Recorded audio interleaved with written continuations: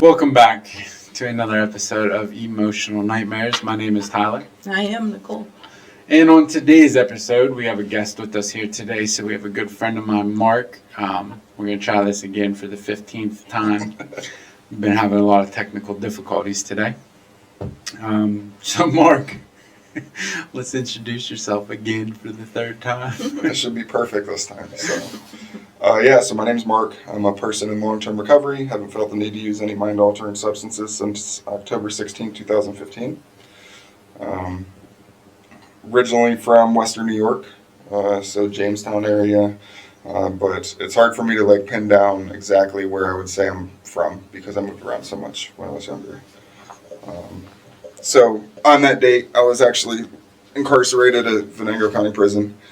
In the depths of my addiction at that point. Someone offered me some Suboxone and ended up taking it.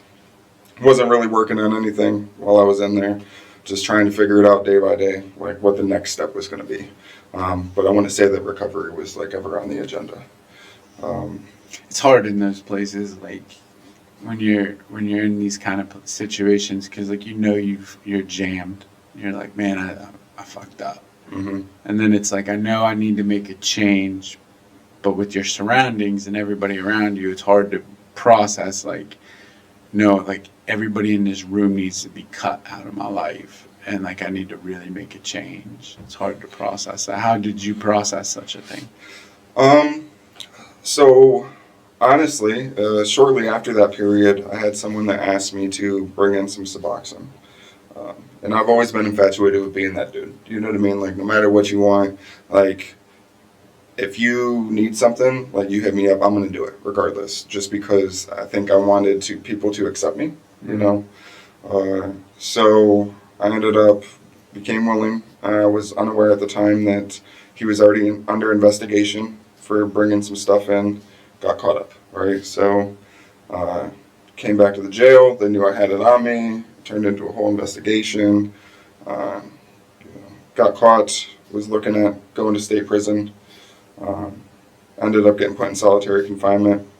So I look at my recovery journey as pivotal moments. And I would say, honestly, getting put in solitary for that 90 days was a pivotal moment for me, right? Really? Yeah. I actually just did a paper on restrictive housing and how psychologically and psychologically terrible and tormenting it is to humans. I would agree with that. So enlighten me. 90 days just stuck in your own mind. You know what I mean? It's rough. I think what it was, right, is it forced me to not be able to enact on my self-seeking behavior, right? Because there's not people around me that I'm trying to constantly seek affection from. So the only person I'm stuck with is the person that I've been trying to escape from for the past 16 years of my life. So in that time, I did a lot of soul searching. And I remember when I was young, I grew up in a split household. My mom and my dad, was raised by my mom, visited my dad's on the weekend, and they were complete opposites, right? So my mom, God rest her soul, grew up in a very party, probably, I'm not going to identify her, but I would say that she had some addictive tendencies, Dad, complete opposite, very strict, you work from sun up to sundown, you spend 40 years at this job, and if you work hard, then you have these rewards, you know. And my dad did his best to try to keep me on that track, but the problem is that given the opportunity of freedom and being able to do what I want versus this real strict environment, I obviously chose the freedom aspect, right? So I think that kind of split me and my dad's relationship as I started to get older. I didn't want to spend time with him. Why am I going to want to go here and I'm out here chopping wood at 8 o'clock in the morning? Sure. That sounds miserable to me as a teenager. Sounds miserable to me. You know what I mean? So, sounds awful. Yeah. So I'm sitting in solitary confinement, but one of my earliest memories I have, from when I was a child, was my dad and my stepmom. They were coming to pick me up. I was 5 years old, and they came in the house, and my mom told me, you have to go with them. And I remember hiding behind this trash can. And I think it was like that time period where, you don't remember past a certain point, right? Mhm. So they were in my life previously, but like I just didn't have like that recollection. So to me, they were strangers. And I remember hiding behind the trash can, bawling my eyes out, like because I have to go with these strangers and I don't know them. And I remember waking up in solitary confinement that day. And at that point, I think my son was probably like a year and a half, maybe. And I'm thinking in my mind, all right, I'm going to go to prison and I'm not going to be able to see him. Mm-hmm. And then when I get out, like I'm re-perpetuating that cycle of now I'm going to try to reintroduce myself into his life. I'm going to be a complete stranger to him. And I remember thinking at that time, like, listen, if I go to state prison, I'm probably going to sign over parental rights. And the reason is I think that was probably the most selfless thing I could think of, like, to do at that time, was because I didn't want him to have to go through the same things that I did. Sure. So that's a crazy thought process there too, right? Because like sitting there, so like how did you come out of that, right? Because sitting there thinking like you got two options, right? Where you're sitting in there like I can sign over parental rights because I'm gonna put this child through the same thing, or I could fucking change, right? Right. And like that, it sounds so simple, right? And like I know even people listening that don't really understand addiction and maybe listen to us more because of the mental health episodes we do as well. A lot of people listening are, you hear that and it's like, man, that's a simple choice. Like the simple choice is just make some changes so you don't have to let your child live through it. But the addiction side of it, like everybody who is in addiction that's watching this, they get it, right? Because that is where it's like, I don't know if I can change, right? So like how did your thought process, like where did you make that pivotal moment of like, let me do something different? So first it started with taking action, right? You know what I mean? Like to think about it, I'm already sober at that point, right? Like I'm not putting anything in my body. I'm able to function day to day. I think in my mind, I thought like I've been doing this for so long that's like, I don't know what life looks like outside of being a drug addict or a drug dealer, right? Because I've done it for so long. But I also knew that it's got to be better than this, right? Like sitting in this cell day to day, 23 and ones, being told what to do, how to do it, when to do it. You know what I mean? Like I was sick and tired of the consequences, Right. honestly. So I decided at that point, sitting in that cell, I'm just going to do the next right thing. We're just going to see how this plays out. Sure. Right? And literally from that point, like, I've just always made the next right decision. And almost 9 years later, like, this is where I'm at. So we say that all the time, Yeah. right? It's so cliche. And like, Make the next right decision. like we Yeah. tell I mean, but honestly, though. well, the way how did you know, right? Because like that's the number one question I get asked a lot from people is like, well, how do I know it's the next right thing? And that's a damn good question, right? Is because in our addiction, and you know this, like our paths crossed a lot in an active addiction as well. Like, bro, like our behaviors were so normalized, right? And it was like finding out what the next right thing is. It's like, I don't fucking know because I've normalized, I don't have electric. I'll just run it from my neighbor's house. Like that's a normal behavior now because we've been doing it for so long rather than just pay the electric bill. Yeah. Give the neighbor $20. Like, here you go. I mean, you borrow an extension cord for the month. Right. You know what I mean? Like, it sounds stupid. And like when people hear that, they're like, wouldn't it have made sense to just pay your electric bill? And it's like, well, yeah, it would have. But at the time, this just seemed normal. Right. You know what I mean? When I get around you and your friends and the people that you grew up with, I'm like, what? Like, how are you living like that? Who left all these hoodlum hillbilly children at home by them to come get your children? Man, we lived like animals, right? And honestly, made it normal, like because that was the normal behavior, right? Yeah. So how did you associate, like for you, like in your experience, how did you associate, like, well, maybe this is the right thing and not this? So I think So I'm going to try to simplify it for me, right? Motive, right? Okay. Like, what's my motive for the reason that I want to do each thing, right? Your intentions. Yeah, you know what I mean? Like, we have paths that are, like, presented to us on a daily basis. So I think I would always analyze, like, what's my intent behind why I want to do this? Because I knew right from wrong, right? Regardless of, like, how I grew up and, like, the choices that I made, even though it was normalized, like, there were still things that I knew that I'm like, I should not be doing this, but I'm doing it anyways because, like, I accept this as, like, it's okay, you know? We did a whole episode on that about acceptance. Oh, right? I know. 'Cause that's my favorite thing. Because, like, you know, we talk about that a lot. Like, you got to accept this and this. And, like, me and Nicole disagree on this whole thing. Because, like, I'm like, no. Like, it's when we stop accepting things, right? And we stop saying, I accept that this behavior has become normal. Like, when I accept things, like, this is just the way it is. Right. You know what I mean? Like, you know, today, like, you know, I accept that, like, you know, I can't use drugs and alcohol successful. That I know, right? And, like, I accept that, like, I have to pay my rent.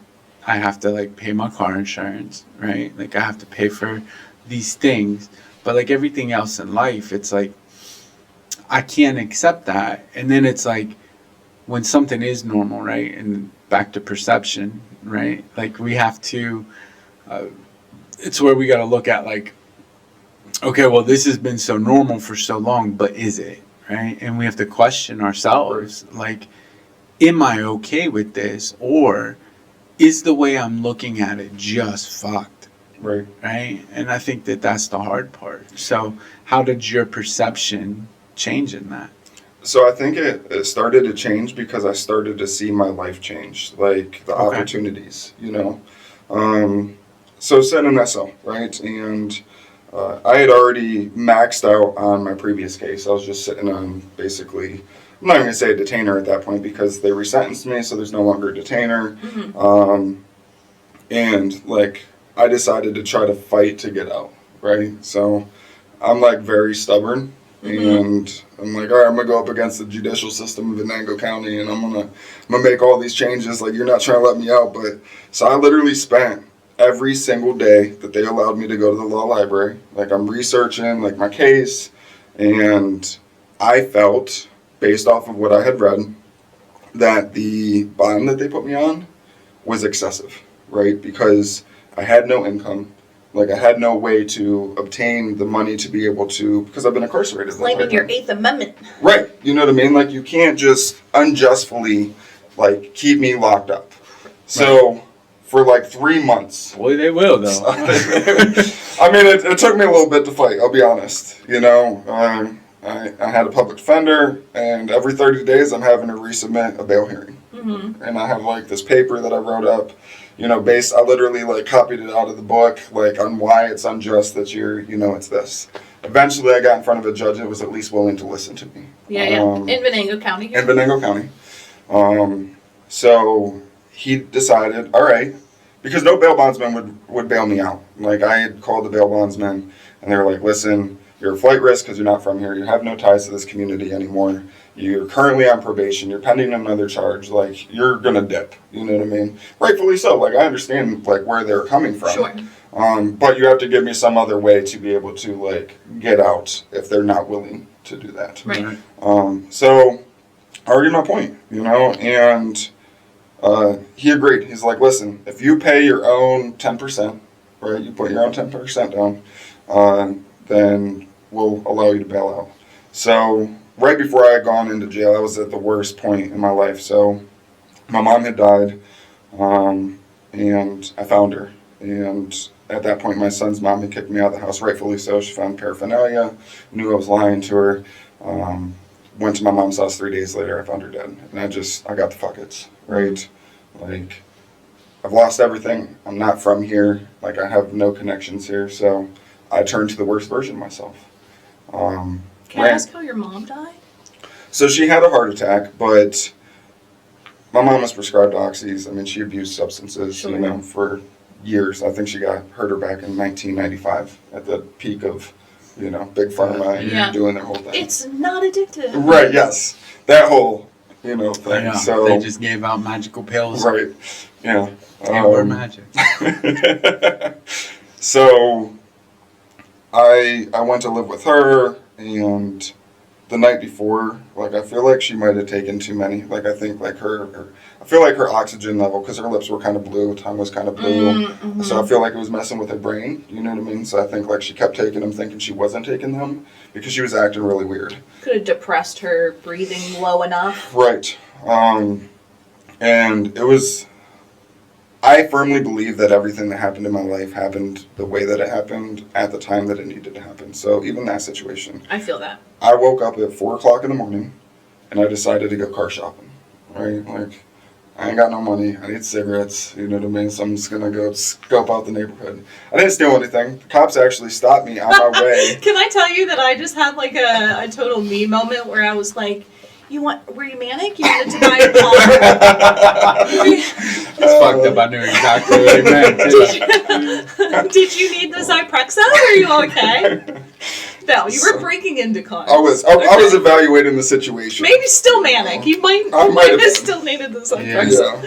Well, no, honestly, that when you're in active addiction, the only thing you can think about is like, how am I going to get well for the next day? Oh yeah, like, absolutely. The few hours, I had to watch my son in a couple hours. I'm thinking in my head like, I can't be sick and do this. Oh yeah. Right. So I need to figure something out now because I have literally count and change. Trying to figure out how much money I can come up with. So it was middle when it was February. I was walking around the neighborhood. I was on my way back, and someone must have saw me, called the cops. Cops stopped me. Right, literally, like, I could see my mom's house from where they stopped me. And searched me, all that kind of stuff, let me go. Got back to the house, and so according to, like, the coroner's report, my mom had probably died, like, within that period of time of me being stopped, right? I firmly believe that, like, my higher power facilitated that for me, right? So that way I wasn't there, because I don't think I could have saved her. Sure. Right? But I beat myself up a long time, like guilt and shame with that. Right. Sure. Because the first thing I did, and this is just to give some insight. How old were you? 28. Okay. Am I 37? Yeah, 28. Okay. I had to think for a second. So, first thing I did when I got there was find my mom's pills. Right? It wasn't call 911. Like, it was because I knew that, like, when the cops come, they're going to take her and they're going to take those pills, and then I'm going to be sick again, right? And that just shows, like, how selfish and self-centered at that point in my life I had became. Mm-hmm. I like how you think that the people would be interested in her prescription medications. Like, they're gonna come get my mom because she's dead, but they're also after the medications. They're also taking everything here, yeah. I must get them first. Right. So I did, I got them, and then, I went through just a downward spiral. I was homeless, basically. I could have stayed in my mom's house was getting foreclosed on. I could have stayed there, but, like, it was too much trauma. It took me a long time even to remember, like, what my mom looked like alive because of, like, seeing that. Yeah. It's a lot of replacing your thoughts with different internal images. That's next level cognition therapy. Like, that's hard. So. It did. It took a long time. Yeah. So, again, I got arrested probably 3 or 4 months later. Just, I was on a whirlwind of active addiction, trying to figure out how to get the next one. Got pulled over. And honestly, when I woke up in jail, that was the first time in a long time that I felt relieved because I knew I was going to be sick, right? Like, that sucks. But I don't have to run anymore. Yeah. Right. You know what I mean? Like, Nobody I'll get through tell it. nobody nothing. Right. Like, I'm here. Yeah. It's time for bid mode. And that's the thing that a lot of people don't get either. Is it's not that somebody doesn't want help. It's that feeling of, like, just being stuck. Because, like, there's tons of people we talk to and day to day even where they'll be like, I'm so grateful I went to jail, or I'm so grateful that, I ended up where I ended up, because it is that feeling of, I don't have to run. And even though we don't have to run anyway, but we feel like we do, because it's that constant feeling of, like, no, I just gotta do this, like, I don't know. I remember my first time like going into rehab. Like, I don't want to be here, but like I don't have to duck and dodge and hide behind cars and worry about who's this and what's that. It's like, man, I'm gonna just eat a peanut butter sandwich. Yeah. You know what I mean? Yeah. Like it was feeling relief. Yeah. Like finally I could eat this and I can go to sleep. Yep. You know. Yeah, so obviously, I get caught up. I'm on a detainer. I know I'm not going anywhere. And I think that's where that relief came from, right? Because there's been other times where I've gotten arrested and like I could get bailed out. Mm-hmm. Like that made my detox in jail so much worse, right? The thought that like I could get out at any moment, like whereas this time, like I was pretty bad off, but like I'm not going anywhere, so like we're just gonna dig in and just get through it, So yeah, I start analyzing my motives, and I petition the court. I get them to agree to let me put 10% down. I had money that my dad had put into an IRA, throughout my childhood. Sure. Up until going to jail, I found out about it 2 weeks prior to. There was like $15,000 in there, and by the time I went to jail, there was like $3,000. So like I just... You spent it that fast. Yes. So thankfully that money was still in there, right? And I was like, all right, that's $25,000. I need $2,500. I have enough in this IRA. I can put it up for my own bail. And then next problem, right? So, all right, if we let you out, we want you on house arrest. I'm not from here. I don't have a house to go to, So I decided at that point, I said, all right, well, what about going to treatment, right? Now, I had worked at Turning Point back in the day, and I was still up to no good when I was working there. I ended up losing the job because of that, but... A lot of people were. Yeah. That needed to happen too. But I've always told myself throughout my life, like, oh, I'm better than this person because I'm not selling drugs to the clients. You know what I mean? Like, I'm just getting high. I'm only affecting myself. But is that really true? Like, I'm here trying to tell them about recovery, and I'm getting high before I go to work. Like, that's it's just a double standard. So I had tried to go to Turning Point. There was a gift of desperation that came prior to me going to jail. And I reached out to them, and I'm like, listen, I need to come in for detox. And at that time, they told me no because I used to work there. They're like, listen, it's a conflict of interest. And I went to another facility. I was there for 24 hours. I just wasn't ready, But I'm in jail, and they're like, all right, well, we could try to send you Turning Point. I'm like, they're probably not going to take me. Like, I already tried this right before I came to jail. Thankfully, at that time, my old counselor was the director, and he's like, listen, we're going to let you come here. You just cannot talk about the fact that you used to work here. Yeah. I'm like, I won't talk for the entire 28 days. Yeah. Let me through that door. Like, just be quiet, Right. Don't take my mouth. Right. Like, so he did. He agreed. And I'm forever grateful for that because I never would have been afforded the opportunities that, like, since then started to happen. Yeah. So I was on, like, a non-monitored house arrest, right? So they're still coming and seeing me. And they're like, all right, you got a house lined up? No, I don't have a house lined up. I'm in treatment, you know what I mean? So I guess a halfway house is, like, the next step. So I put applications into 3 halfway houses. And again, I just stopped trying to control, like, my day-to-day life. Yeah. I just let it play out, right? Wherever I'm meant to be is where I'm meant to be, and that's the way. So I put it into 3. 1 was really strict, and I was, like, hoping that wasn't the one I went to. Ended up being the one that I went to, but I needed that. Was it a DOC? It was not, but it might as well been. I mean, they had, like, therapeutic community, What? What'd you say, Tyler? They might as well be. Yeah, yeah. But listen, nothing against that program because that program, I needed to rewire my thinking. You know what I mean? Yeah. So going to jail was the worst case scenario, like, at that moment to me. Right? I did not want to go back to jail, and I was willing to do anything to not have that happen. And I knew if I went back to jail, like, all of this stuff that, like, I'm progressing, it's going to be a wash. You know what I mean? Because then, and again, I don't know that I was doing it for myself. I think I was doing it for the court, right? To look better. Right. Absolutely. So I go through the halfway house. I'm still breaking rules, because, again, drugs and alcohol have never been my problem. Like, my thinking has always been my problem. So I always think I'm slick, right? I can get over on people. So I complete the program, barely. Like, I had a buddy, I had a cell phone while I was in there, and they found out about it. I actually had a buddy end up taking, like, responsibility, said it was his, you know. And unfortunately, that individual is no longer alive. But, like, I was forever grateful for that, because had he not done that, like, I don't think I'd be sitting here today. Sure. So I got out. I ended up going to a 3/4 house. And I think that's where my real recovery and, like, experience with recovery began. Because I was introduced to people that had some significant time, like a year, 2 years, 3 years, that were living at the house together. And I'm still out here doing stupid shit, you know, like not paying my rent on time, like buying new shoes and clothes, and, you know, it's all about how I look on the outside. That's the number one thing as soon as people get sober, you know? As soon as I don't know why, you know, I always make the joke about this, like, as soon as everybody gets clean within the first 90 days, boy, we got every shoe store, Yep.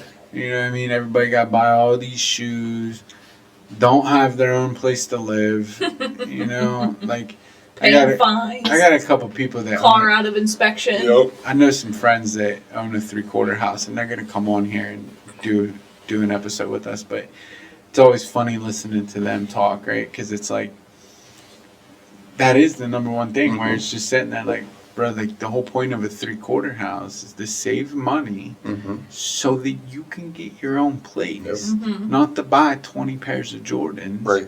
You know what I mean? Can't live there forever. Yeah. Well, it's always that mindset. Like, we got to fill that void, right? And we talked about this before, where it's girls come into the picture, right? You start trying to look good to impress them, and, like, I always get guys that'll tell me this, and I'll look at them and I'll be like, "But what do you have to offer?" Like, bro, what are you gonna do? Ask your house manager if she can come over? Right. Like, come on, man, get your shit together. Like, let's get your own apartment. Like, you worrying about some girl, what kind of girl do you want that you have to ask permission from a house manager if she can come? Can she come over for a few hours? Like, you grown-ass adults, like, get the hell out of the situation. But I don't know, man, it's always funny to me. So it's wild to me that you say that, because I had someone at the halfway house, and a lot of people started to change my perspective on how I was looking at things. And it wasn't enough at that time to, like, make drastic changes, but it was little changes, right? So I was in a 12-step fellowship because we were required at the halfway house. My motive at that time was to holler at females, you know what I mean? Sure. It wasn't about recovery, right? I've been locked up, you know, this entire To holler time. at the females. Yeah, it was like, hey, like, but he pointed that out. He said, like, anyone that wants something to do with you when you're in this situation, like, you guys are both sick. Oh, yeah. You know what I mean? And, like, at that time, I'm like, oh, you don't know what you're talking about. But, like, down the road 6 months, like, it started to click a little bit, right? And I think that's where I started making changes about, like, no, I'm not going to go shopping all the time. It's not about my appearance. I ended up changing 12-step fellowship specifically because of that. Because, like, I needed to check my motives, right?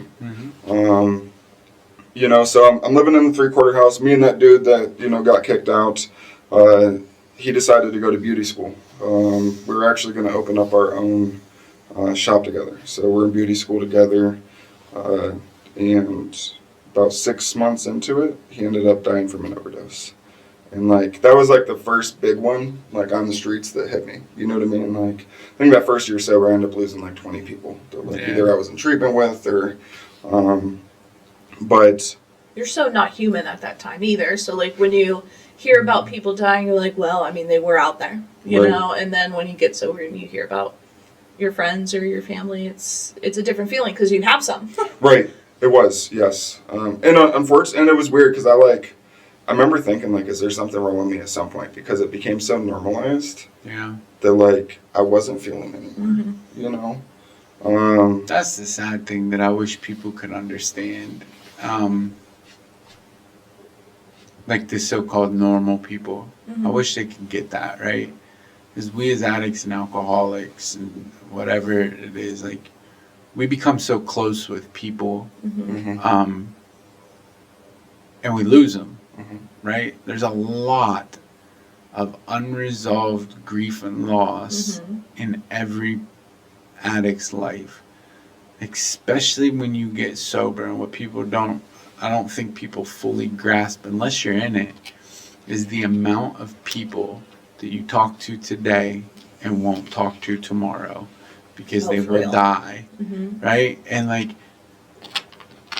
I've had that conversation with a lot of people where I'm like, hey, I get it, they're dead, and like I feel bad, and like, you know what I mean? But like you lose that part of you, that empathy part, where it's like, I know I may feel upset or be like, oh, this bothers me, but like I'll be better tomorrow because it's not that big of a deal, because we become so damn used to it. And now, and I'll probably end up on a soapbox, but now I don't know what the fuck people are doing out here. Like drug-wise? Bro, they're not real, right? Like, these aren't real drugs. Right. People are out here, like it's crazy, like, where I'm watching people tell me they overdosed from smoking crack. And I'm like, what? What do you mean you OD'd? And it had fentanyl in it. Why the fuck does it got fentanyl in it? I don't understand what people are put.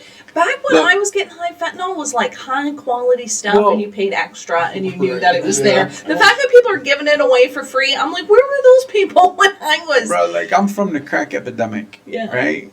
Like, we're from the crack epidemic. Crack did a good enough job. It didn't need extra help to try to make you addicted, right? And people will be like, microphone today. And people are always, well, they're just trying to get you hooked quicker. And I'm like, no, that's not real. Because I promise you, there's no drug dealer out there that's like, well, if they die, they die, right? Because if I'm selling dope, I don't want you to die. Correct. Because you're my source of income. Right.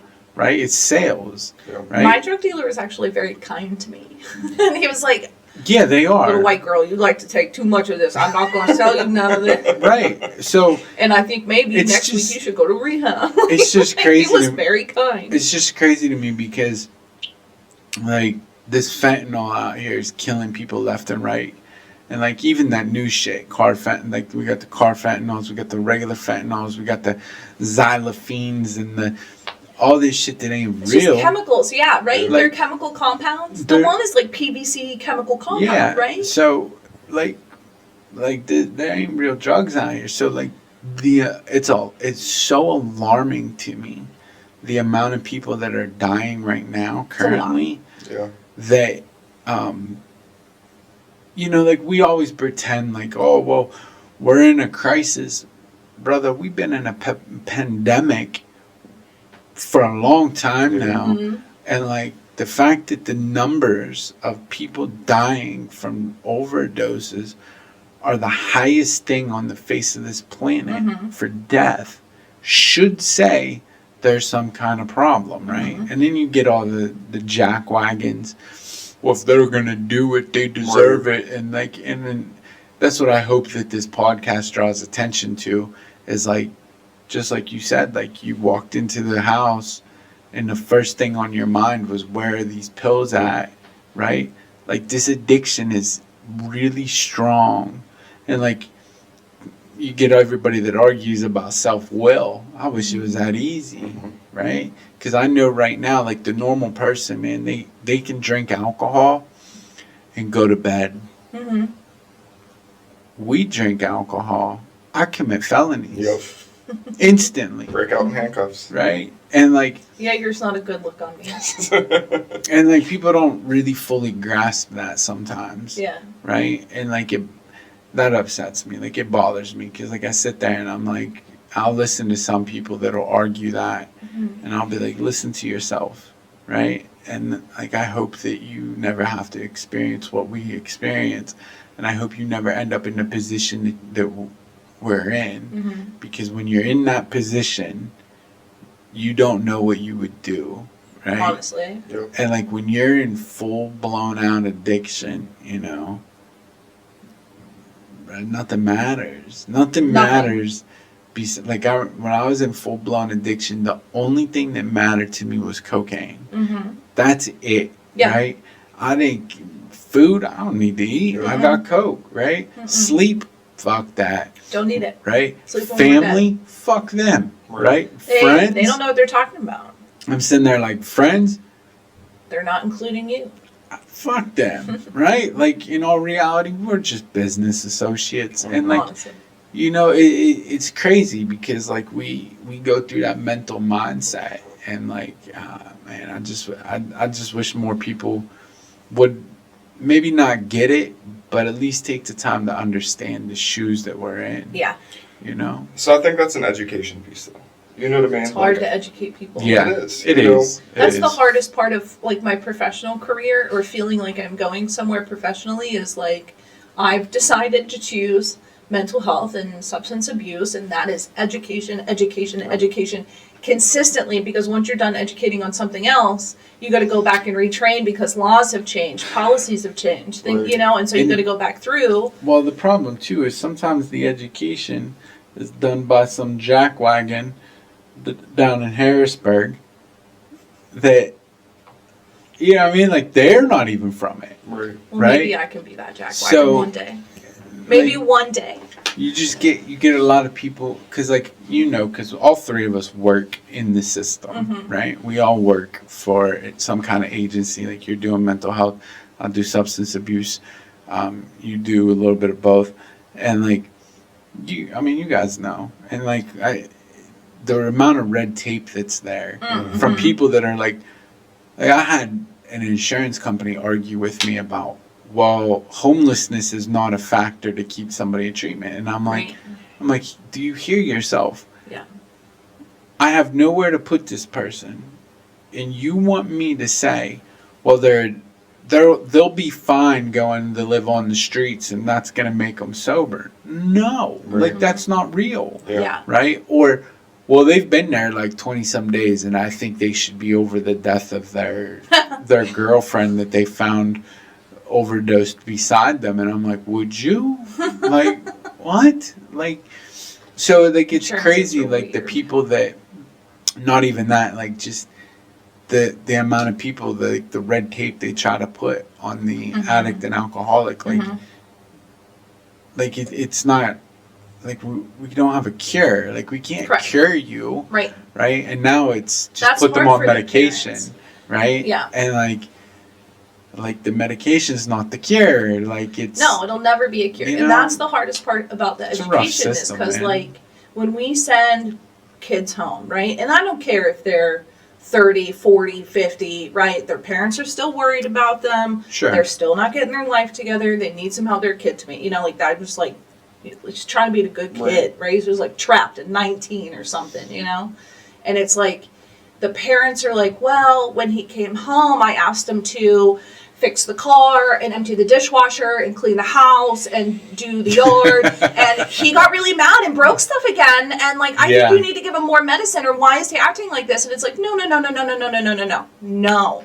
Like, this is about social inclusion. This is about matter, purpose, belonging. Yeah. And this is not about what your child can do for you. I don't know, like, when we were growing up, I don't know that culture that children are extensions of us and they depict who we are. I mean, it's not, they're their own individual person, and the more you try to control the individualness or the autonomy of another person, regardless if that's your child or anybody else, that's going to blow up in your face each and every time. It's never going to happen. They have to find their own sense of internal motivation to feel that they belong, to feel fit in. Sure. So you have to get that environment. You can't just... It's all... why? Environment. I think, too, like with the education piece, unfortunately, I think there's a such thing as too much. Oh, yeah. Yeah, it's a lot. Because, like, we like this, a lot of the education stuff where we'll strip a lot of people off all of their meds and be like, why are you taking 3 antipsychotics at one time? But not only that, like, a lot of the education side of it is like, we try to label, and we've talked about this on this show a lot, right? And I know that you've watched our show, so like we talk about this where I'm tired. Like, I'm tired of hearing, you know, well, this person is a narcissist. No, bro, that's only 1% of the world population. They have narcissistic tendencies. Right. Stop putting that label on it. Right. This person, this person is depressed. Are they? What are the life circumstances that's going on right now? Right. Oh, you mean they just lost their job? They found their significant other cheating on them, and they wrecked their car, and the dog won't shut up from barking. That sounds circumstantial to me. Right. That doesn't really sound like real depression to Right. me, right? Or, well, they have anxiety. No shit, they just got done doing meth. Who doesn't Like, have anxiety? you know Is what I there mean? anyone Like- that doesn't have Right. anxiety? Or, you know what I mean? Like, we try to put these labels on things because that's what the education piece does, is like everything is DSM-5 and everything is the educational, like, well, this must be it, and da-da, and we want to put these labels, and sometimes it's like, Yeah. let's just stop. Yeah. And let's stop and I say this all the time, just stop asking what's wrong with you and start Right. asking what happened to you. Right. Like, what happened to cause some of these things, and can we fix them? Right? Because, like, that's a lot of it. Like, let's just fix some of these things and stop normalizing some of these behaviors Yeah. and start focusing on this. And, like, do we need to run to a medication? Maybe not.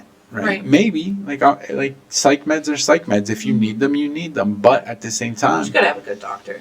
yeah, because at the same time, you got to ask that question, And it right? should not be Like- a PCP, for crying out loud. Well, no, or a pill mill. That seems to be a thing, Yeah. right? Where everybody, because God love it, it's Suboxone. We say this all the time. They've done a great job at saying everybody needs this. This is the cure, right? And I've openly said many times, like, I don't really care for the MAT programs except for Vivitrol. I do Yeah. like them. I do actually like them. I think that they are probably the best of them. Yeah. But that's neither here nor there. Maybe we'll do an episode just on MAT education. But So, and I wonder too, right? Like, as I hear you talk, because, so I had that same mindset for a long time, right?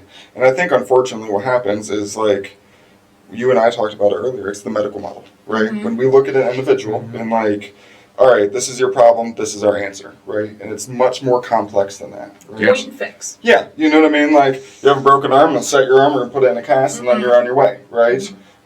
Stay off of the jungle gym. You know what I mean? Like, that's basically how we approach things. And since we've kind of adapted, like with ASAM, you know what I mean? Like, to a medical model for drug and alcohol, like, I think that that's why there's such a big push. And unfortunately, I think it takes away from the capabilities for some of those MATs to help some people that could benefit from it, right? absolutely. Because, like, when you I just agree. mass produce something for every single person without looking at their situation to see what's going to be the best, like, and it's not an answer. There's not one answer, right? If there was one answer, we wouldn't be in the situation we're in. Sure.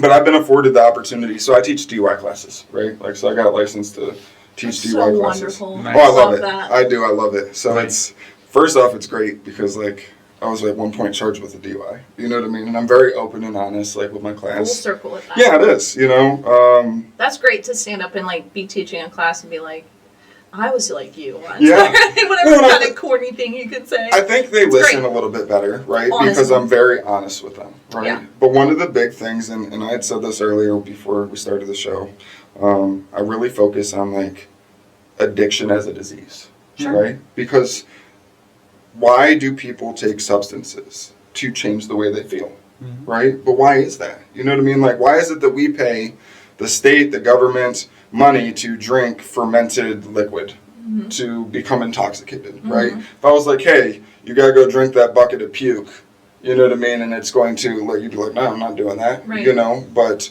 we do that with alcohol, right? Which is socially acceptable, it's normalized. If I go anywhere and someone offers me a drink and I say no, they're like, why not? You know what I mean? Like, why are you drinking? You know what I mean? I get so tired of answering that question. So do I. Why don't you drink? I'm like, do you want robbed? Right. Like, that's why. I give real genius ideas, and they're not actually genius. at the end of it. But the thing I really focus on is, like, the brain chemistry piece. And I think in order for education, we have to relate it to something that people can understand, right? And it has to be important to them. It has to be. And that's what makes it, Right. we gotta be creative. We do, you know, so addiction from the American Medical Association is compared to diabetes. That's like the closest relation to it, right? Yeah. And I've actually It's had the mothership of it. it is. You know, I've had people that were diabetics. And Yeah. I love it when they're in my class because like my brain chemistry piece that I teach, I'm like, perfect. We're going to get into a whole thing. Yeah. Like, it's going to be like a 2-day class just on this. Yeah. So I always ask them, I'm like, all right, give me like a rundown of what's happening in your body with like diabetes. Oh, I have an organ. It's not functioning properly. Like it's not producing insulin the way it's supposed to. All right. Addiction, right? Lost my left toe. Right. Consequences. But I'm going to drink that Diet Pepsi every Yep. single day. Yep. And if I want to have a cookie, ain't no one going to tell me no. All right, lose an eyeball and then we'll talk about it. Like, and they don't care. I would they say don't. that is like my diabetic patients that I talk to, and they can die from diabetes. Oh, yeah. And they don't understand that, which is really crazy. It is addiction. It is Yep. addiction. 100%. And like they don't get it. Because They it's don't get food, right? It's food, yeah. That's you. And the government says we can have it, and so it must be safe. Yep. And we have the greatest country in the world.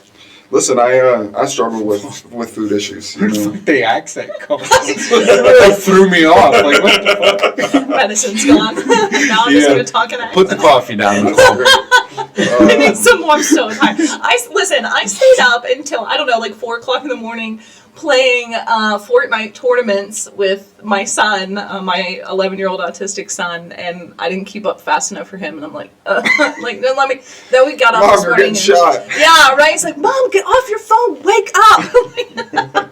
Okay, all right. But then we got up early this morning and we went fishing out at the community pond, you know, in Cranberry. Mhm. And so like I'm running on no sleep. So we're gonna be okay. It's all right. Just makes it more interesting. coffee. But yeah, so I always talk to them about that, right? And then like I try to paint a picture, all right? So, and this is only my perception, right? I'm not a medical like professional, like I'm not a doctor. We have a disclaimer. Okay, good. Well, that's my disclaimer. Yeah. Just want to say that. I'm throwing that one out there. But from what I understand, you know, so we have neurotransmitters and receptor sites that are in our brain, right? Correct. And a normal brain will communicate between those two, right? There's ones that are specifically attached to each one, whether it's endorphins, dopamine, serotonin, GABA, all those different things. But for an addict, okay, let's say someone who grew up in an environment, maybe they didn't feel loved, maybe they were bullied, all these different things. We don't even look at them as traumas, but technically they're traumas, Yeah. you know, because 100% true. perceptions, you Yeah. know, how you perceive that event happening in your life. So now I don't feel good, and all of a sudden someone at school offers me a substance, and I take it. And every addict that I've ever talked to or heard any leads, they're like, I remember the first time I got high or the first time I got drunk. Mm-hmm. And they're like, I finally felt like I belonged, Mhm. right? So if you feel discomfort in your skin on a day-to-day basis and then you take this substance, what you're doing is you're creating a neural bridge between that substance and that feeling, and that if I ever want to feel better, I need to do this. You're conditioning yourself. If you go even further in that, most addicts and alcoholics, because there's a lot of trauma in there, one of the biggest issues that we struggle with is trust and abandonment, right? If you think back to the first time you used, I remember the first time I did heroin, right? Not so much cocaine, because like coke was my drug of choice, but I was just all over the fucking place. But the first time I did heroin, it was the first time in my life where I said, I can trust this. And I felt like I could finally trust something.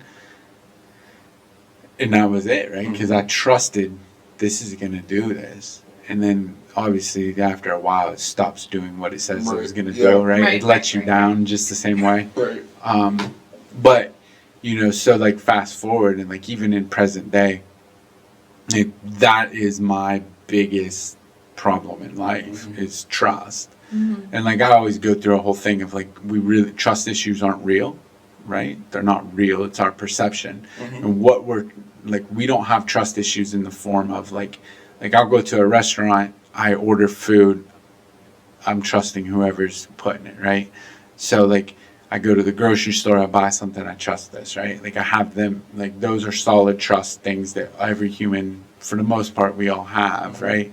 Real trust issues are like I wouldn't even trust that, right? Right. So what we lack in the trust is I can give you vital information about me and you're going to hurt me. You're going to use that. It's not the physical aspect of trust, because physically I don't care. It's the mental and emotional, because the people that have been mentally and emotionally abused, it's I don't trust that you're not going to hurt me mentally or emotionally, or that you're not going to adhere to my boundaries that I have set. And then I look stupid, I feel embarrassed, I feel ashamed, I feel this, I feel that. And that's where a lot of the trust lies, right? Which goes into those the receptors that you're speaking about, because it's the pathways within the brain. So when we create new pathways in the brain, this is why I'm so big on perception, is because when we create new pathways in the brain, in order to change that as well, we also have to ask, is this even real? And like, if I do say give you pieces of information from me, does it matter? Are you able to actually hurt me from it? And what does that hurt really look like, right? So then we ask ourselves, and the best way I can relate this to, for people to understand the most, is in relationships, right? Because infidelity is the one that most everybody can associate with, right? Is you love someone so much, and like, you're adhering to, I'm going to be faithful, I'm going to respect them, I'm going to trust, like, you know, nobody's going to talk bad about my partner, like this, that, and the third. And when that line is crossed and you no longer feel that, the mental whirlwind that'll send you through, because it's, I trusted you, I believed in you, and like, you let me down. So this is why, like, when infidelity occurs, I always say to people, it's not that you can't continue the relationship, but it's going to be the hardest thing that you've ever done, is to regain that trust, because emotionally and mentally you're going to have that stuck in your head, right? And to see the same person every day that you love, that mentally and emotionally messed with you, right, is now going to be even harder. So then fast forward like 5 years in a relationship where that has occurred, if they choose to stay. Me personally, I'm not willing to do that, right? Like, if I'm in a relationship, the person cheats on me or whatever, that trust is gone, I'm out. Like, I gotta go. Like, I'm not willing to try to make it work. But that's me, right? But some people are willing. And when they do, it now turns into the amount of work that both people have to do is phenomenal. 9 times out of 10, both people aren't really willing to do that. One is, the other one's usually not, because the work that you have to do is it's hard. Like, because there's a lot of reassurance in there. There's a lot of stuff in there that becomes annoying, right? So like, that's where the pathways in the brain with addiction has to occur, is because in there, when you have all these different chemicals in the brain flowing through, what drugs and alcohol usually does is it prevents you from having to feel those and emotionally connect to something different, right? So we emotionally connect to the drugs and the alcohol to, this is the feeling that I need, that I don't have to deal with this, right? And I can mask this. I don't have to deal with this. And this is why, like, you get everybody from work, oh, my week has been so stressful, work has been so stressful, I just got to get drunk. No, you don't need to get drunk. In fact, it's probably going to create even worse issue. But you've told, like, you have that receptor in your brain that is now programmed to, when I'm so stressed, vodka will take that away. Right. And we probably lost everybody on all that. It's okay though, because I don't think so, because a lot of what you were saying, like, and you got to a real solid point that's at least stuck out to me throughout my recovery: feelings. Yeah. Right? Everything boils down to my motives, right? That's addiction. Addiction is emotion. Right. It's all about feelings. Like, 100%. Like, I want to change the way I feel, and like, I know that this can do this, right? And I can be happy this will make me happier, right? I can be sad, like this will make me happy. If I'm, you know what I mean? Like no matter what it is, it always boils down to a feeling. Yep. Even people that want to, drink after a long week at work, right? Stressed out. I don't like the way I feel when I'm stressed, so I know that this is an answer to a problem. Mm-hmm. That's what it becomes until it becomes a problem. Mm-hmm. You know what I mean? And due to like consuming those substances, And that's the problem with alcohol. right? Because you don't understand it as a problem, Yep. right? Because alcohol is so legalized, and I get in this argument with people all the time, where I'm like, no, it's a problem. Nope, I'm going to work, I pay my bills, I'm like, right, but now ask yourself, every bad thing that's going on in your life, the stressful shit, would it be different if you weren't drinking? Mm-hmm.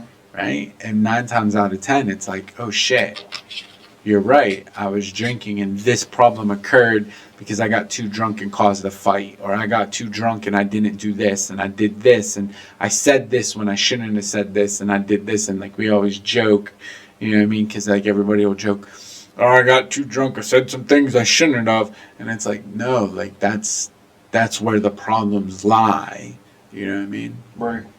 So something, and I've teaching DY class, right? Mm-hmm. Like, not everybody buys into it. Like I always go into like the choice versus disease piece. I ask people to give me their opinion on why it's a choice. And listen, obviously at some point someone chose to take that substance. Sure. I'm not going to take that away from that. What I always like to focus on though is there's other diseases that you can contract by making bad choices. Mm-hmm. And it does not make them not a disease, right? Diabetes, heart disease, you know what I mean? Like, there's tons of diseases out there. HIV. Right, like lung cancer, there's so many of them.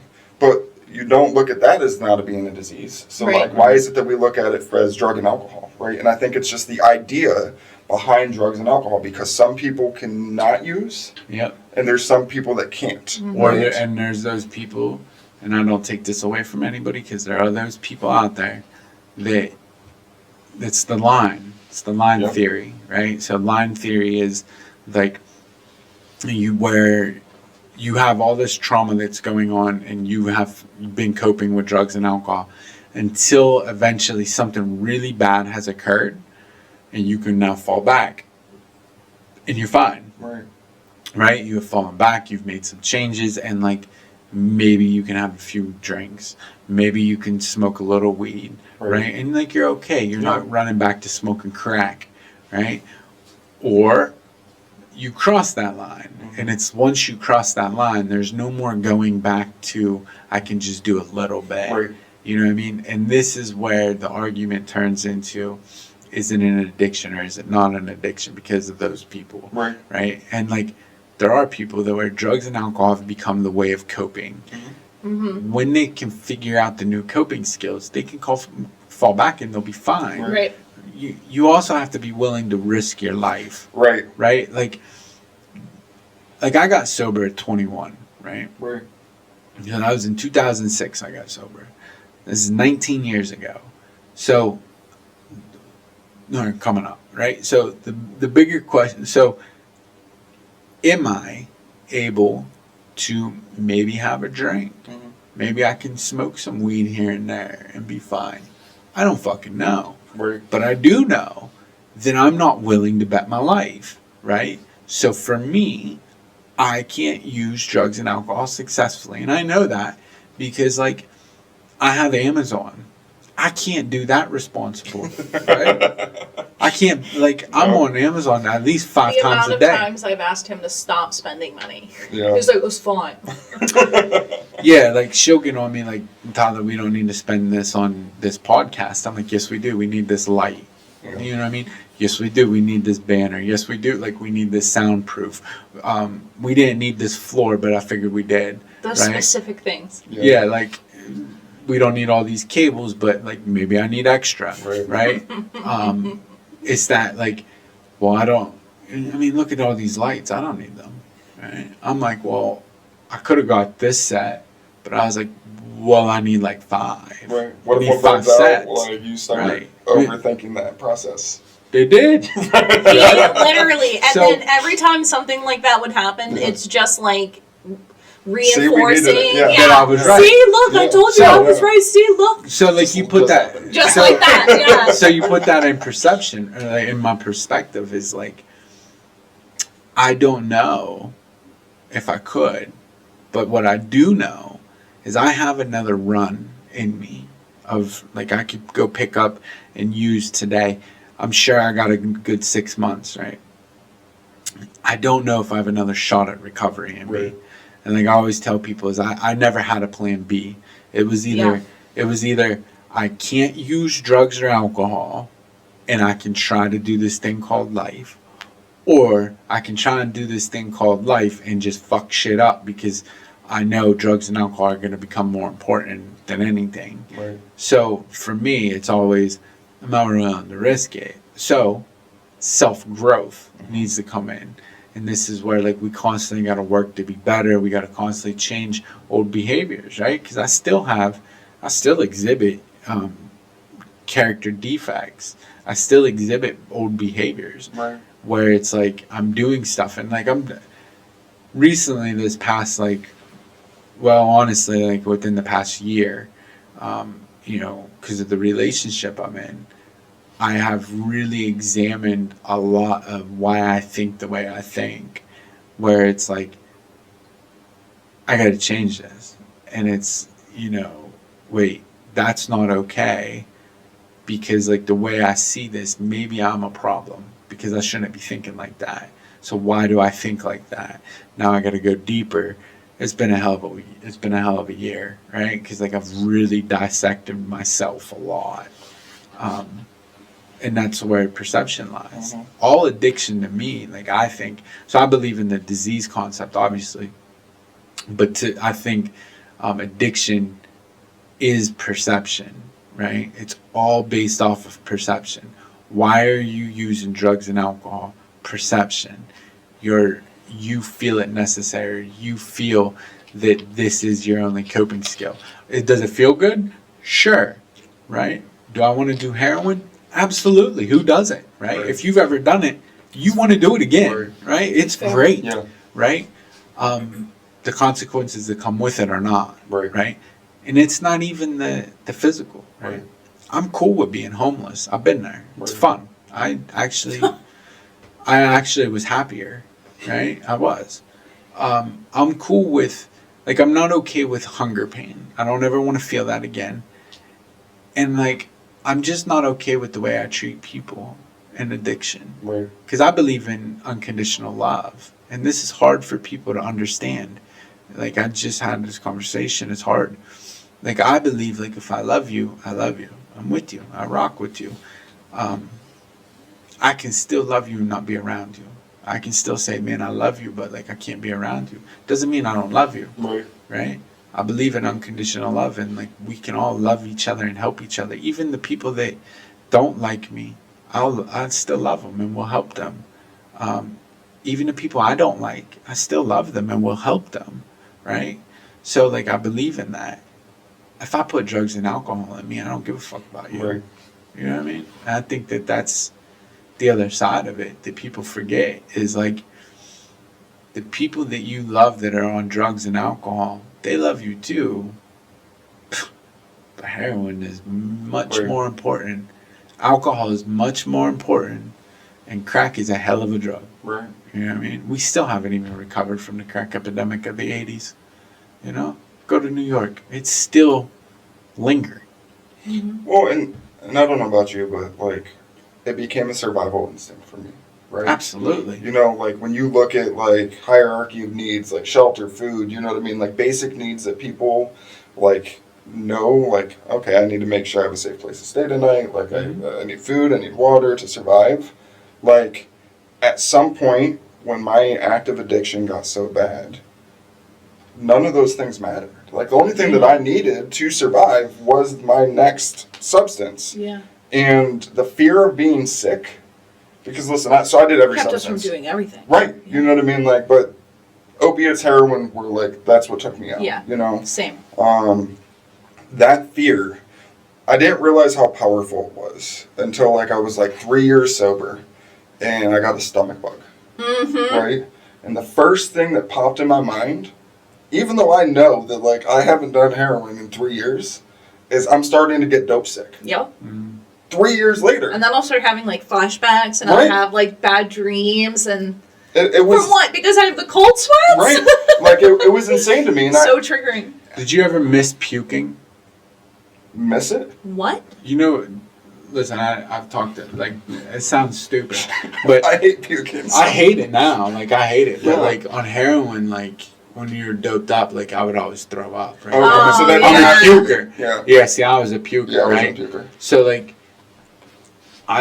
there's times, like... I would only puke if I had one specific kind of pill. um, And that's how I knew if I liked it or So, not, is if I I think puked. I know what we're talking about. So, like, It's it's an been oldie a but a long goodie. time. Yeah. So, like, when I would was a be combo. throwing up, Yeah. I'm just like, it reminds me of the heroin days. Yeah. Yeah. Right? And I'm like, and if I'm sick to the point where I'm throwing up, I'm like, it's like a euphoria nostalgic, recall. yeah. It's euphoria recall, right? Because I'm recalling that. I Because was, for me, that's when heroin was good. Double sealed bulldogs were my He shit. fucking loves Right? these double steel And, like, blue dogs. we would They're do just them. a stamp. Like, it's just a stamp. They were very well known. And like we would do them, and like that's when like I would know like, and like by puking, like if anybody that was a real It was dope good. addict, like Yeah. we knew what was the stamp was. Yeah. Like I didn't need to see the stamp. Like we knew by my puke, right? Like it sounds wild. It is wild. right? And so you really break that down. I So, remember, like throwing up now in recovery, it's that euphoria recall where like I recall that. There was this one time, I had this really toxic relationship the entire time that I was out there getting high. Oh my God. He was the reason why I met drugs in the first place, but anyways. This is going to be wild that I'm going to do this on this episode. What but are you better sit still. I have to go pee. Oh my Keep God. talking though, but hey, I have to. Oh my God. Maybe he'll let me edit this and we can. Yeah, we're not going to edit that. Oh my goodness gracious. Real and raw. He's lost his damn mind. Yeah, but I had this relationship when I was getting high, and I remember it was the first time we shot Suboxones, which, like, I don't think anybody saw how much of a problem Suboxone was going to be medically before that happened. Yeah. But so I remember, like, we drove all the way out to a town that I've never heard of before, and we bought, like, this girl's prescription because she wasn't actually using them, yada yada. And I remember my boyfriend was, like, hanging out of the car vomiting, and he's like, "Don't do it." I'm like, "You look fine. Like, I'm gonna do it." Yeah. So terrible. Why are our brains like that? Because I think we look at other, we project, right? Like, Yeah. oh, well, maybe you did too much, or maybe you didn't know what you were doing. That's not going to happen to me, right? Like, even anyone that's, like, ever overdosed, right? Yeah. Literally knowing the same substance could take the person out next to them. Their brain tells them that, like, I'm going to be fine. You know what I mean? And, like, that survival instinct comes in of, I need to do this now, because if I don't do this now, I'm not going to be fine, regardless of what's happening next to me, you know? And... This is our longest episode yet. So it's How long have we been recording? 108. Okay. You're totally going to let me cut that out then. And that'll be less than an hour. No. Yeah. So, you brought up a point that honestly has been really big for me. Learning to play the tape through, right? I have friends, right? I literally just saw one yesterday. One of my best friends growing up, we went through active addiction together. Like, we got sober at the same time. We weren't even talking at that time because we did some dirt on each other, you know. And then we got sober, reconnected. But, like, he's able to drink a couple times a year, right? Yeah. Doesn't drink to really get drunk, you know what I mean? Like, he knows that limit, but I think he's one of those people, right? That line, okay? I'm not willing, for me, to play that tape through because I've played every scenario through on what those consequences look like. And I built a life that, for me, was worth living. And if I make that decision, I will lose everything. I know it. From the gate, there's no ifs, ands, or buts about it, right? And I think through actions and the involvement, I literally do the opposite of what I did in active addiction, right? Like, instead of being selfish and self-centered, I try to be selfless, right? I have a big ego problem. Like, I have to check it every once in a while, you know what I mean? Like, my motives, okay? Like, am I doing this because I want to be the center of attention, or am I doing this because I want to help someone? So I try to do a lot of things behind the scenes, right?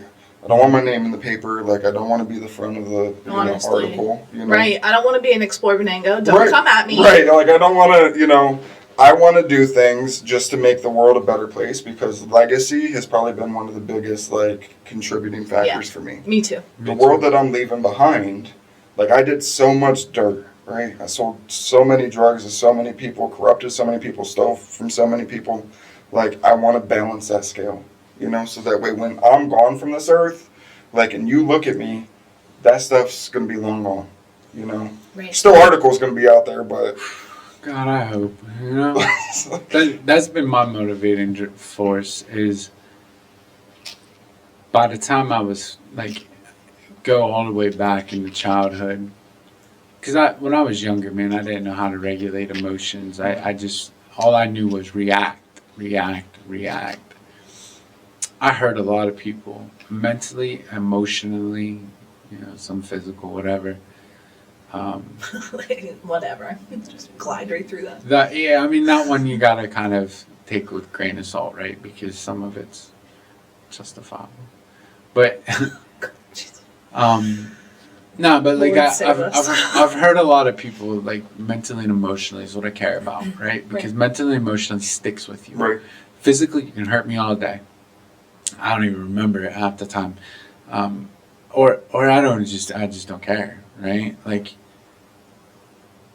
think about, like, any physical fight you've got in. You win some, you lose some. Do you care? No, I've never been in a physical fight. Well, only with a boyfriend, and I lost. Right, and, like, ultimately, like, did you care? Right, like, no. I did care a lot. So I did care a lot. I cared a okay, lot. so you're the one in a million. But no, like, in all reality, like, we don't really necessarily care about physical pain. Physical pain's fine for me. Like, yeah. I'm okay with it. Yeah. Like, it's whatever, it's temporary. Emotional and mental sucks, right? Mm-hmm. And I've hurt people mentally and emotionally, and that could be a lasting effect. So it bothers me is because I know that there's somebody that I could have hurt when I was 14 years old, mentally or emotionally, that to this day may still have that in them. Right? Or even as an adult, somebody when I was 25, 26 years old, I could have hurt mentally and emotionally, that still replays that, right? Mm-hmm. That bothers me. Yeah. Right? So my motivating factors is not for recovery, for life, is to do that, right? Because recovery is two different things. Recovery is me staying sober, right? I gotta stay sober, right? Being a better human being and trying to grow daily is something different, I think. Because I meet people in recovery who've got 20, 30 years sober, and they're doing all right, and they're doing better, and but they stopped growing, right? I don't ever want to stop growing. Like I said, this past year, man, I have on my cell phone, because I don't write stuff. I do it on my phone, where, like, my journal is just crazy, where it's, every day I'm doing shit, and, like, I'm constantly trying to see why it is I think this way, or why I do this thing, and the journey takes you to unexpected places, you know what I mean, where I'm, going to do different things that, like, I never thought I would have done, or I've reacted in a different way. So I gotta constantly just be better, because when I die, I want to be, and I guess it's not necessarily when I die, because ultimately, y'all, like, everybody will forget me anyway, right? I don't have kids, right? Thank God, right? I don't have children. I wonder what little Tyler's would be like. Yeah, I'm good, right? I don't want children, and, like, I don't want that, and I never really have wanted children, and, like, that's always kind of a thing. But anyway, I don't have kids, so, like, nobody's gonna carry that on. But what I do hope is that I can have enough positive impact, yeah, where people, where I can infect people's lives so that they can change their child's life, who can change their child's life. Yeah. So like I feel like my role in life is to help break people's chains, break their cycles. Yeah. That is the legacy that I Right. want. Is I want somebody to be like, you know, hey grandpa, who's this? Mm-hmm. And then be like, you know, that guy helped me understand these things and I got sober and made these changes so your mom could do this and that's why you're able to be here at my house, right? Mm-hmm. That generational thing. Yeah. Well, Mark was That's what I telling hope us for. that he, like, his mom Yeah. had suffered those things, and then you, with your kid, were trying to Right. break So that. he's trying to break that generational Right. curse, right? So, and if we break that down, his counselor, right? Right. Would have had an impact on my life to be able to do that. So like when his child is older, like he'll be like he's gonna tell stories Mhm. about his counselor Yeah. into this is the person, and like that's the legacy I want. I don't want to emotionally or mentally hurt anybody today, right? And like I feel, and sometimes like that's the problem. Like I'll sit there and be like, man, I hope those people that I have mentally or emotionally hurt, I hope that they were able to find peace. Yeah, Right? sure. And then, That's a goal. That's a goal, overall goal I have for everybody. Yeah. I mean, for every human being on the face of the earth, I Yeah. want everybody to experience real joy, not Yeah. happiness. I No can bad buy rocks, no bad happiness. people. It's like a Right. belief I have. We can buy happiness. Happiness is bought, but joy is not. Right. Internal joy is what I hope everybody can find. And bad people are created. Bad people are created. I'm a firm believer in that, right? They're definitely not born. No, I do believe that bad people are created, and I believe that they can be uncreated, right? Totally. Meaning, let me rephrase that so that people don't take that the wrong way. Meaning they can be changed, right, for the most part, and be created. Rehabilitated. Yeah, they can be rehabilitated, Right. except for one subgroup of people that belong on a list on the internet. I was really trying to not get him not into go it. I there, knew yeah. he was going to start. Take the shovel away from him. Anyways, Mark, you were saying. Our viewers agree. Like our viewers agreed. Them are low lives. Like there's no help for them, right? Like if you're on that list, you know what I mean? So listen, and I'm not. Oh, I always please like to debate that one. I always play devil's advocate. right? Okay. Are you on my team? It's, I feel like you and it's a ginger thing. I I'm don't- an original ginger. I don't know that like I'm on a specific side with it, right? But I think I have I try to be as open-minded as possible in my life, right? So, and I'm not going to say for all of them, right? Mhm. But I'm going to say that probably a good portion of them had something significant happen to them. That's what I'm Agreed. saying. You know what I mean? Yeah. And I think that just Agreed. like anything else in life, right? Trauma, okay, Mhm. shaped the behavior that Yeah. they ended up exhibiting. Yeah, And Agreed. unless the fact that if they would have had the opportunity to be rehabilitated before they made those choices, right? The same thing that you're saying Correct. that everybody else could do. If you right? follow the chicken long enough, you're going to find the egg. Right. So And it's Intervention the nest at like a that's young the problem, age for them right? could Intervention. have changed. sure.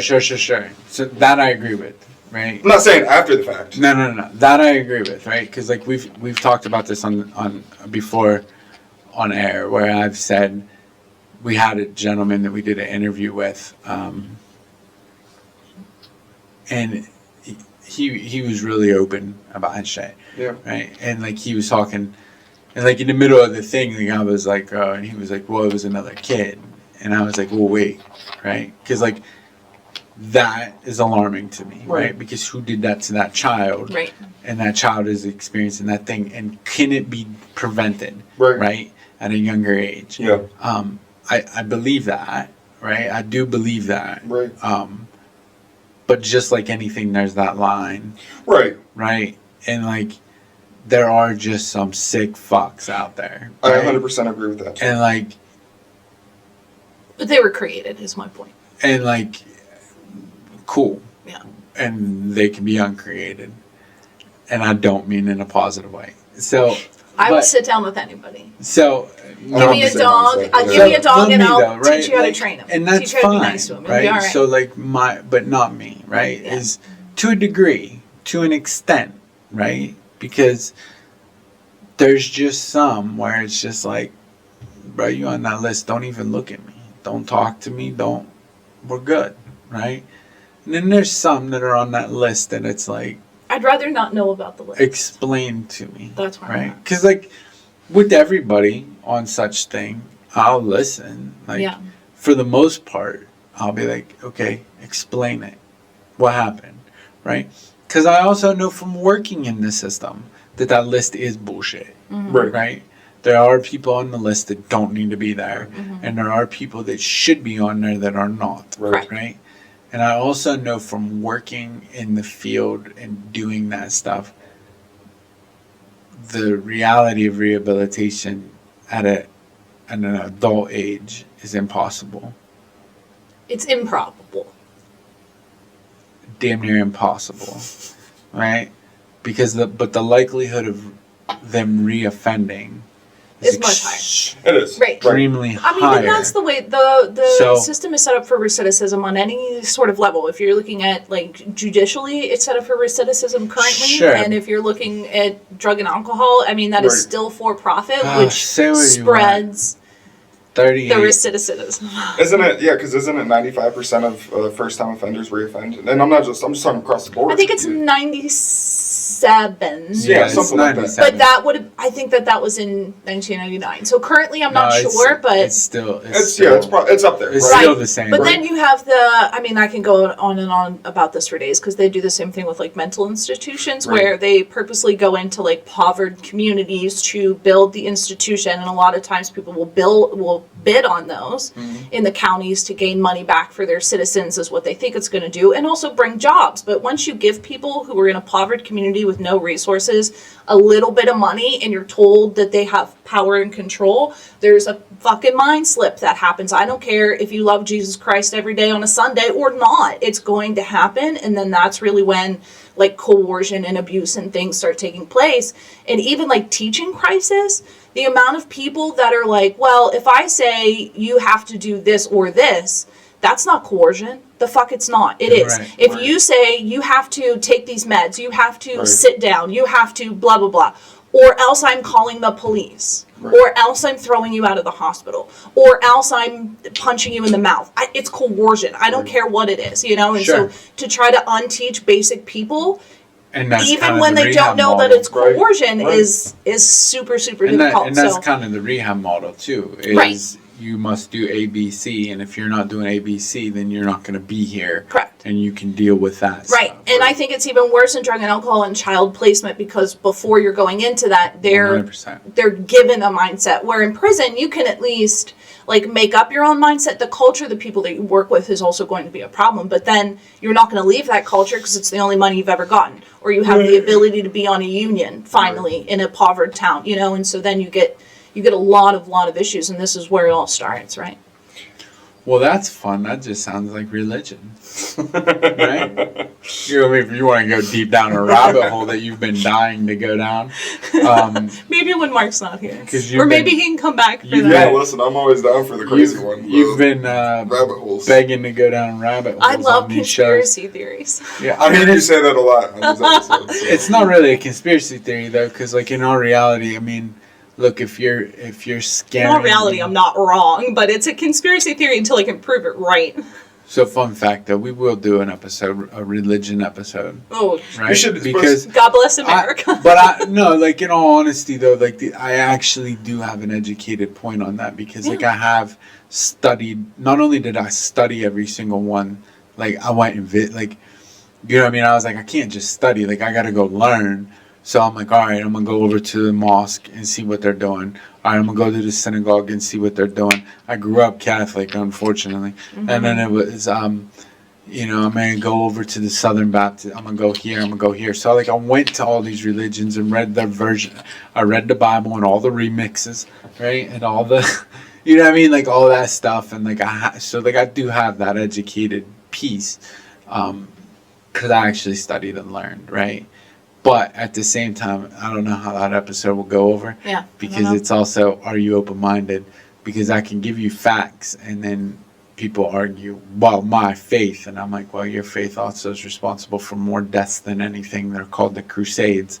Correct. So, like, you should probably maybe let's listen for a minute before we or start even the doing slaughtering this. of Native American people. I don't know. Crazy. It's crazy. Yeah, bro, they killed all my ancestors. You know what I mean? Raped and pillaged this whole village. They stole the land and then gave us Thanksgiving. On that note. Well, and fun to turn it back around. The religious people who came over and refashioned the country are the ones that created solitary confinement because they should sit with their wallows. Well, fun fact: history is never told by the losers. That's history because is they're only not told around. by the people that won. So Yeah. You know, at the end of the day, none of us know. Yeah. Because at the end of the day, if we get into a war, even if I'm right, you'll never know. If I lose, you're only going to hear that person's version. Correct. You're not going to take the time to listen to mine, right? So we never really truly know. And like, you know, it is what it is. It'd be a fun episode, but listen, I think you'd get viewers, right? And obviously you're going to get people that have different points of view and might not be, but that just means it's not for them, right? And my wife, right? So I'm not religious, okay, but I am spiritual. Yeah. Right? You know what I mean? And there's a big difference to me. I agree. Between spirituality and religion, and spending those 90 days in jail or in the solitary confinement, like my dad had sent me a life recovery Bible, right? That was literally like kind of opened the doors for like the 12 steps for me because it connected the dots. You know what I mean? I liked that one. Yeah. Listen, and it was a workbook. Right, it was. You know, but I think what ends up happening, my wife, right? We have different views on that. But I'm very open-minded because what I got from it, my perception was love. You know what I mean? Sure. And then people take perception, right, of like how they want to twist it to their perspective. You know what I mean? And unfortunately, institutions, just in general, whether it's a religious institution, political institution, any type of institution, teaches the way that they feel that they're going to be able to control the mass. Right. You know what I mean? That's why they're called institutionalized. Right. I think, honestly, it would be a good episode, right? Yeah. Because I think you're going to get some people. I think you'll find that there's more people out there that agree with that perspective. Sure. So I think so. And I think, like, you know, they got, like, I'm trying to word this properly. Listen, this is unedited, so you just got to Oh, yeah, say it raw. Don't try to edit yourself. Yeah, well, it affects other people's lives. So, somebody close to me comes from a very religious family, right? And they do not believe that, right? They don't believe in it. They've lost, so-called lost, the faith, right? Because to them, they're just like, there is no higher power. There is none of this. There is none of this. But they can explain why they feel that way. Right. Right? Which is important, right? To me, that is. They can explain that. I believe in a different spiritual universe, right? And like what I believe is different. And we'll go on that on another episode. But so like our views are different, right? But both of us at least respect each other enough that it don't matter what their views are. It doesn't matter what my views are. At the end of the day, like, I just believe in love, right? Because at the end of the day, like, love, real love, unconditional love is what it's all about, right? Yeah. Not this bullshit of I love you until you, Right. or I love If you you do unless this. you. Yeah. That's right? course of behavior. Right. Like at the end of the day, I just love people. And like, if you aren't for me, you're not for me. It doesn't mean anything, right? Some people I love more than others. Some people I don't love it. Like, I don't show enough love, which is what I got to practice more of, is showing more love towards people. But yeah, man, like, I think that's the universal code. Right. And if you study all religions and you study all that stuff, that is the universal language. Yeah. Is like, yo, love each other, help each other. Yep. Let's get through this thing called life. Yep. Now, what you believe, I don't really care. Right. Call him God, call him whatever you want. I don't care. I don't. And at the end of the day, I always tell people, like, you know, I had somebody argue this with me once, and they were like, but you're going to have to explain this when you die. And I'm like, okay, that's fine. Right. Not But explaining you shit don't if you have die. to. So, like, at the end of the day, you don't have to explain it for me? And they're like, no. And I'm like, then why does it matter Right. to you right now? No. Because, like, if it doesn't have any bearing on your life, why do you care what I believe? Yeah. Right. Right? And I think that's the problem with everything. So even back into this, right? In the addiction aspect, is this a disease or is this not? It goes down into, doesn't really matter, right? At the end of the day, bro, everybody in the country is dying right now. We're dying. Yeah. So how can we help each other not die? Mm-hmm. But That's the thing. I think love, right? Connection. I agree. You know Yeah, what I mean? mental Like, community. Community. The only thing, like, Pro-social behaviors. if you're active in addiction, right, what's one of the key things? Isolation. Yeah, You know absolutely. what I mean? Yeah. So in order for me to stay sober and stay in recovery, like, I have to remain in a community. Absolutely. Right? Whether it's a 12-step fellowship, whether it's just family, friends, supports, like, even on an institutional level, right? If we're going to make changes, like, we have to be willing to fight for that, right? Yeah. And I band agree. together. And that's one of the things that's always struggled with me. You know, listen, 12-step fellowship saved my life, right? So throw that out there before I even go down this path. We are the first to put each other down for whatever pathway of recovery that people Literally choose. anything. Yeah. When society has literally shunned us, we should be able to go to a place where there's a group of us, and regardless of where you're at in your life, like, I will show you love. Yeah, absolutely. Unconditional love. I agree about that. Reference the past episode of toxic gossip that we talked I about know. on That's that past probably why it's episode. fresh in my brain. Oh, yeah. The last episode we talked about with toxic gossip. Yeah. I mean, we were talking about the same thing, man. It It's is, like man. we're so fucking judgmental on each other, and it boils down to that. Mm-hmm. I'm sober this way, and my life looks like this, Yeah. and you should have my life. And like, you look at people, and I'm like, bro, I don't want your life. I want Right, mine. right. Like, I want to just be okay with living. Yep. Yeah. Doesn't necessarily mean I gotta be doing what you're doing, right? And I'm not going to, Yeah. right? Like, I'm not going to. You know what I mean? Because some of it's just stupid, It is. right? Like, I hear people, I met this guy one time. I'm not gonna go into any places that serve alcohol. I'm like, okay, great. Good for you. Where are you gonna go? Right? Like, McDonald's and Right. he'll end up with diabetes on Yeah. Ozempic, and we'll go like, full circle. I'm not gonna go sit at a bar. Right. But I am going to go sit at a goddamn table and get some food, Yeah. right? Because I love food. Right. Like, I was just up in Erie yesterday at this blues festival thing. If that's what you want to call it, the music wasn't that great, but it was a big barbecue rib thing. It was their rib fest, Yeah. is what it was, right? Man, there was all kinds of people up there drinking alcohol and stuff. I don't give a shit. Yep. You know how many ribs I finished?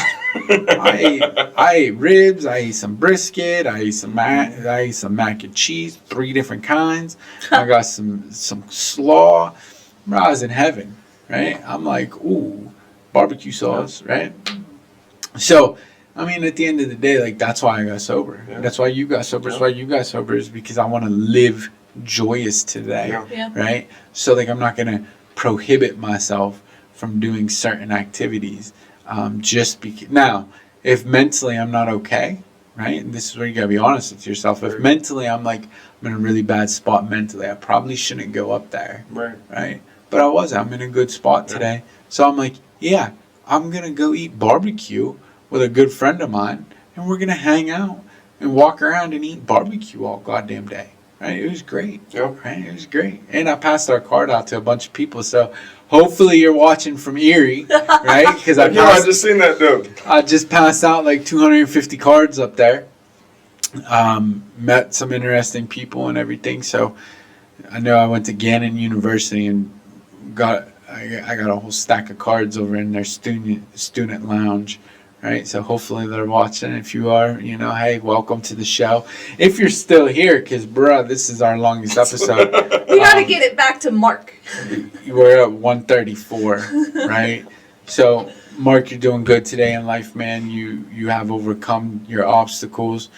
You ended up going to college. I did, yeah. So, love cutting hair, but it just I wasn't feeling fulfilled, right? Yeah. When I got my teachers, I taught cosmetology for a while, enjoyed it, but just wasn't there. An opportunity opened up in the hospital network to do some peer support services. I applied, got hired, and it reignited a fire within me. So from that point, met an individual that was opening up a rehab, and obviously I was sending people to treatment, so I'm like, hey, let me come tour your rehab. And I saw how much time and effort he had put into building a comfortable space. So him and I started to meet. I ended up helping him put it all together. It opened up. I was there for a while. And then another opportunity to help more people on a daily basis opened itself. During that time, I was working 3 jobs, paid for the rest of my college, got my degree. And now I'm able to do mobile assessments for a treatment facility. And on a daily basis, I use 90 to 100 people a month, that I'm able to try to get into treatment, no matter where it is. I don't care where you go. So you come a long way from being dope sick in a hotel doing solitary confinement in the thing, man. So I'm proud of you, man. I've definitely watched you come a long way. I remember you being high half the time, coming to meetings. Yep. Doped up, which is still important, right? Well, this is the first time I'm meeting you, so. Yeah, thank you. I appreciate that. Still very crucial though, right? Because you still came to meetings even high, right? I did. So bro, if you're struggling out there, I don't care how you gotta get it.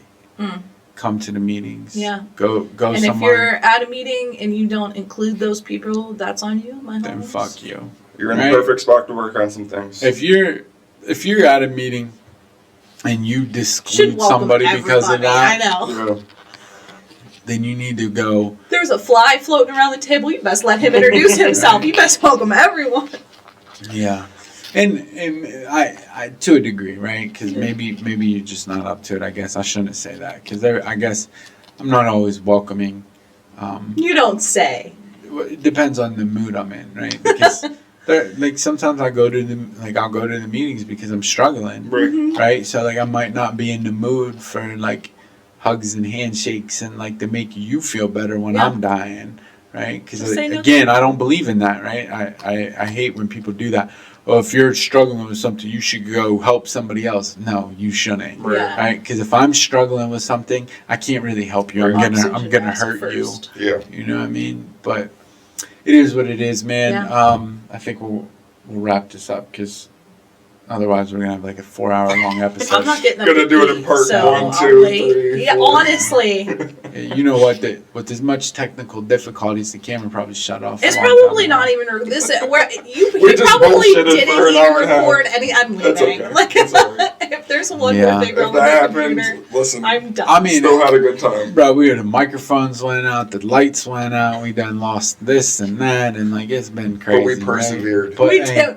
We are no. here and we made it. We made it. I mean, technically, this is only technically we only have 10 episodes up, so Yeah. we're still fairly new. Yeah. No, we're super new. We're super new. We're figuring this shit out, right? We are 86% of higher than the normal YouTube user average. Well, what So- I can say Not that is anybody cares about if that, but- you are still here and you're in a position to where you want to sponsor somebody, we'll gladly take that. We and did monetize. we We should did. have made a thing we monetized. We did. didn't do that. I did. No, verbally, with us seeing that. People see us saying that with their eyeballs. Well, now they've heard What you. the hell are seen you talking about? Dude, you need to go to bed. He goes off on a tangent for 3 hours and I need to go to bed. I lost the train of thought there. I don't know what you was talking about. Listen, man, you could have been anywhere in the world today, but you somehow chose to be here with us. Hopefully you're still here for as long as this is. I hope you didn't lose focus. And if you did lose focus, then fuck it, welcome to the club. 'cause Welcome to our train. that's what we do, right? So yeah, welcome to the shit show that is Emotional Nightmares. Yeah. Um, It's a nightmare. We appreciate you though. Like I said, man, you guys could have been anywhere in the world. You chose to hang out with us, listen to us. If you're listening to us in your car, please drive safe. Pay attention to the road, Keep happy hour happy. keep happy hour happy. Keep coming back, pay attention, and we got a lot of cool things coming up. So, and we got a lot of things, man. You're gonna see us in a lot of locations and a lot of places. We'll announce that stuff later since this is a long episode. I won't go in deep into that now because you're probably ready to click off anyway. So, appreciate you. Thank you for watching.